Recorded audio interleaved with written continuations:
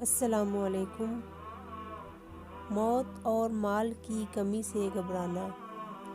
رسول اللہ صلی اللہ علیہ وآلہ وسلم نے فرمایا، آدمی دو چیزوں کو ناپسند کرتا ہے، حالانکہ دونوں اس کے لیے بہتر ہیں۔ ایک تو موت کو برا سمجھتا ہے، حالانکہ موت مومن کے لیے فتنہ میں مبتلا ہونے سے بہتر ہے۔ دوسرے مال کی کمی کو برا سمجھتا ہے، حالانکہ مال کی کمی حساب میں کمی کا سبب ہے۔